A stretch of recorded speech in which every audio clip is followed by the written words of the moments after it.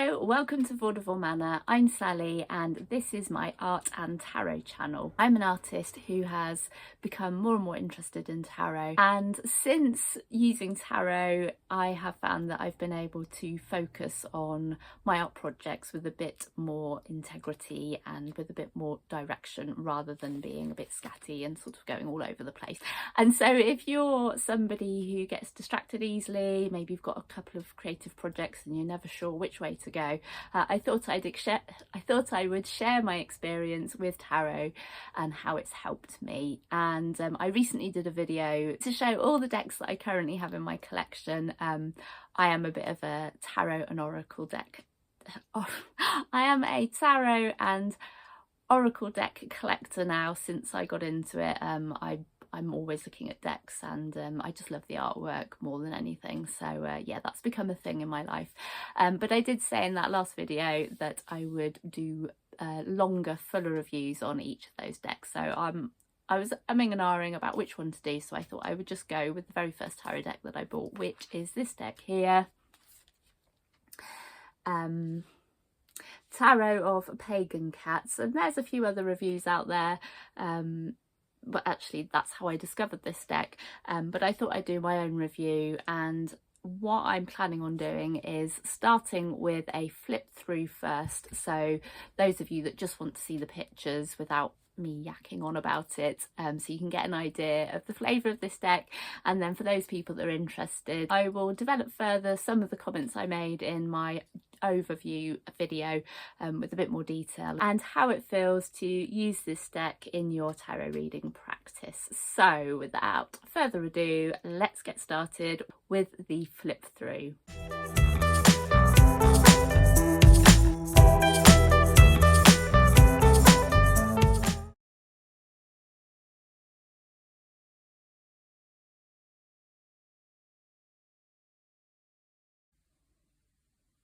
Fool, Magician, High Priestess, the Empress, the Emperor, the Hierophant, the Lovers, the Chariot, Strength, the Hermit, the Wheel of Fortune, Justice, so this is the cat that is on the back of the cards,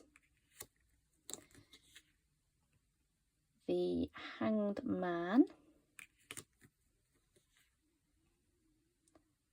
Death, Temperance, the Devil,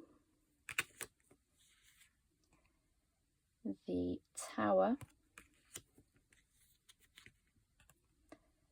the Star, the Moon,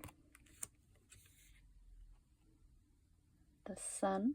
Just love the expression on the cat's face here, just really enjoying the sunshine. My cat definitely pulls that face. Judgments,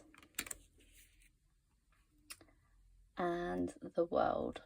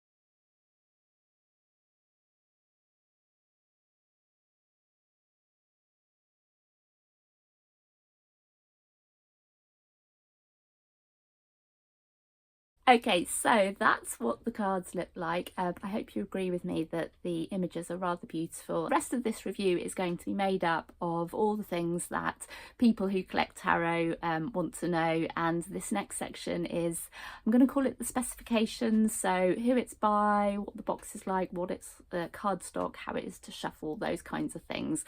So if that's important to you, stick around because I will talk about that next.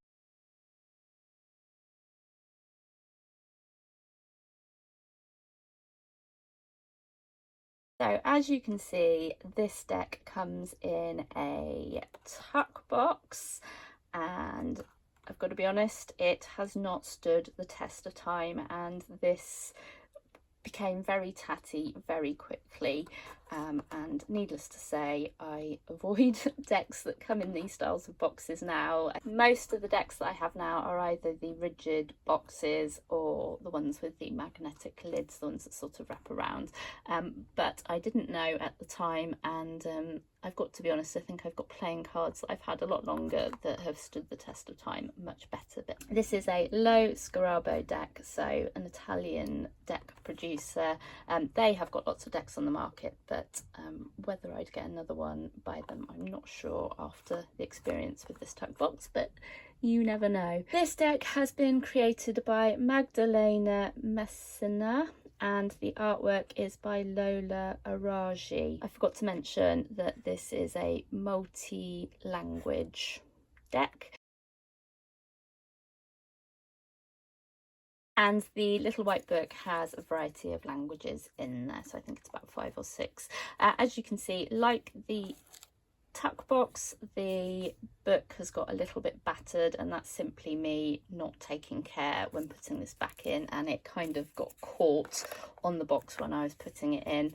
It's a shame, but to be honest, I don't use the book a great deal. The descriptions are very, very brief, particularly when it comes to the suit cards. The major arcana has a little bit more information in it, and for those of you that do reversals with this R here indicating the description for the reversal meaning. There are a couple of spreads for you to try. This is a Pentacles spread, 5-card spread, and then this one here, rather quirkily and cat related, is called Catching the Fish spread. I haven't actually tried these because there's other spreads I prefer. Maybe I should try that on one of my next readings. Magdelina has written this rather delightful introduction to why she created this. She talked about the magic of cats, and if you're a cat person, you will be familiar, you know, that special feeling that you get when a cat comes and sits on your lap, and just they're just very mysterious creatures, and how she has tied that in with the sort of the mystery and the secrets held within the knowledge of the tarot cards, which I quite liked. In addition to your 78 tarot cards, you have these additional cards here. I think this is just a like an advert for other Lo Scarabeo decks, and then you have this random, I'm not really sure what this is, but it's like an introduction card which they've added. In terms of the cardstock, it is quite thin, and it is a shiny deck, which to be honest, the thickness of the card doesn't bother me. I don't think I'd want it much thinner than this, but I think these are just manageable. I'll show you what it's like to shuffle, try not to get it caught. So yeah, they do shuffle, they slide quite easily. I've got some other cards with slightly thicker, more matte finish to them, which actually I find more challenging to shuffle, so for me that's actually a win. I quite like that, and they spread quite neat, quite nice if you like to fan your cards out when choosing your cards for your spread, which is quite nice. This is just smaller than the standard tarot deck size, so I think this is like, most tarot decks are like 7 centimeters by, I think it's 12 centimeters, so this is a little bit smaller. I'll just show you a standard card for comparison. So yes, this one from my Star Spinner deck is the standard size, and if I was just to place this on top, you can see it's just a little bit narrower and just a little bit shorter. So for me, I've got quite small hands, so that's not actually an issue. I quite like the size of these. They're quite easy to handle. Starting with the back of the card, you have this rather delightful picture of a Sphinx cat here, and you've got your triple moon symbol. Absolutely love the purple, and obviously this image is totally reflected and reversed, so you have no idea, for those of you that do reversals, which way up the card is going to be. Okay, so I just wanted to talk about the design of these cards. The version that I have, the design goes right to the edge of the card.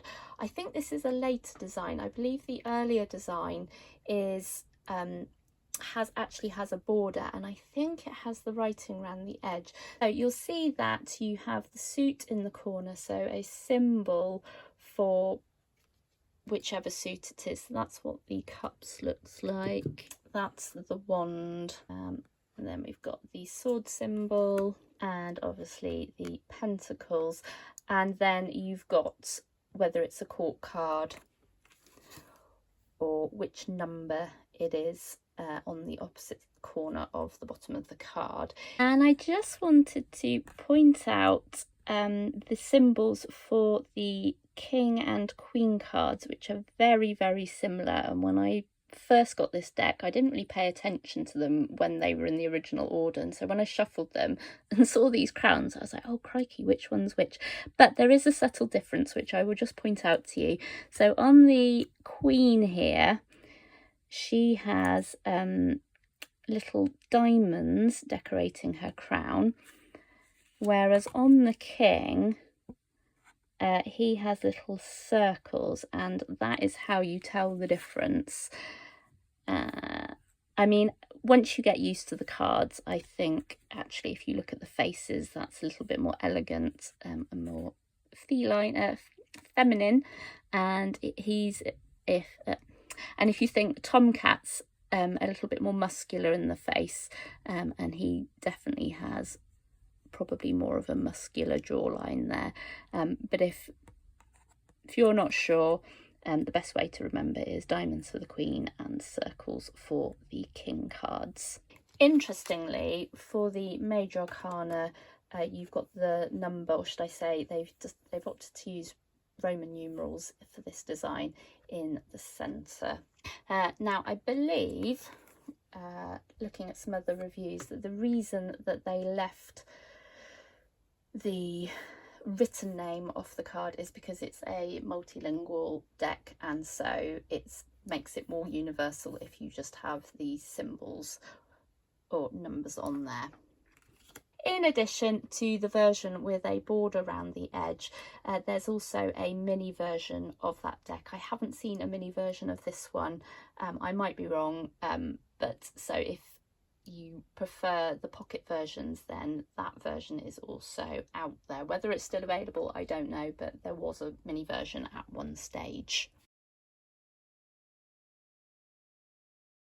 This deck is very much influenced by the iconic Rider-Waite-Smith deck, and I just wanted to pick out a few examples just to show how they've, I guess, catified the designs of the original deck. So I really love this one with the Two of Pentacles, with the cat, with these two. So rather than having the coins there, you have treasures that would be more appropriate to a cat. So he's got his fish bowl, and he's got his rat that he's caught. Oh, this cat card makes me so sad. The Five of Cups, which obviously is all about grief, and so you can see in the original you've got the bridge and then the castle, and then the cat is placed in a very similar landscape. I actually prefer the composition of this one, I think, because there's quite a lot of sky going on here. I feel like the artist has made more use of the space. But yeah, really similar. You then have the Emperor. Now I've chosen this as a similar one just because obviously the throne is very different, but then you have this strong orangey background, which was in the original card, which the artist has picked up. And if I just bring these a little bit closer, the cat Emperor is wearing a very similar crown to our Emperor here in the Rider-Waite-Smith deck. The Three of Swords, with this very strong iconic image of our broken heart with the swords piercing it. And then in this one, obviously they've added the cat, who's looking very sorry for itself in amongst the rain and the clouds of doom. And then this one, I'm going to talk about this one because for ages I just couldn't get the meaning of this card, and I didn't understand the cats circling each other. For me, it didn't look like a friendly encounter, and obviously this card is about sort of family legacy and heritage. But when I finally got round to getting the Rider-Waite-Smith deck and read the meanings, and I've got the Ultimate Tarot deck book which goes into it a bit more detail, you can see the couple dancing there, very much in love and enjoying their sort of palace and where they live. And so now this card makes a lot more sense to me. So if you do have this deck and maybe you're struggling to find the meanings, but you also have the Rider-Waite-Smith deck or the Ultimate Guide to Tarot book, definitely check back in with that, because it might just help you connect with some of these cards a little bit more. But generally I find that this is quite an intuitive deck, and I think there's a lot of information in these cards to help you understand what the card is trying to tell you. Okay, so what is this deck like to use? Well, in my other video where I did where I reviewed quite a few decks together, I said that this deck is, because it's cat themed, it is like having a friendly nudge from your cat, trying to give you a bit of a hint and to say, hey, you know, this stuff's going on in your life. I'm just going to lay it out for you. There's no judgment here, but you know, if you want to change things, this is my advice. And I'll sit and purr on your lap and try and reassure you as best as I can. And I know that sounds ridiculous, but I think you just have to use this deck to kind of get that vibe. And certainly if you have a cat, you'll definitely know what I'm talking about. You know, cats they are intuitive beings, and they know when you're sad, and I think, or when you're happy, and I think this deck sort of reflects that energy. It's not too harsh, but it's not too softly. It sort of tells you what you need to know in a gentle but reassuring way, and I still enjoy this deck, even though the box really lets it down. There's so many things I love about this deck, and I think in the last video I made, I talked about the artwork, and I still really love the artwork. It's not typically art that I am drawn to, but you've got to appreciate the detail, and as I said, the way it's drawn upon influence from the Rider-Waite-Smith deck. I think the artist has been really successful in transferring those meanings from sort of human figures and a human world to how a cat might perceive it, if that all makes sense. And I think they've been very clever in translating that to more of a cat focus, or a cat starting point. And well, I'm obsessed with cats anyway, so I was always going to like this deck. But let me know what you think. Do you have this deck? Do you use it? How do you find the readings? Are they sort of cat energy, or have you had another experience with this deck? I would love to know. Thank you so much for watching today. I hope you found that review useful. If you did, I'd really appreciate it if you gave it a thumbs up and subscribe to my channel. I will be doing further in-depth deck reviews, and also I will be updating you with the progress of my own deck that I'm designing. But until then, happy tarot reading, happy art making, happy whatever your creativity is, and I'll check in with you again with another video very soon. Bye bye.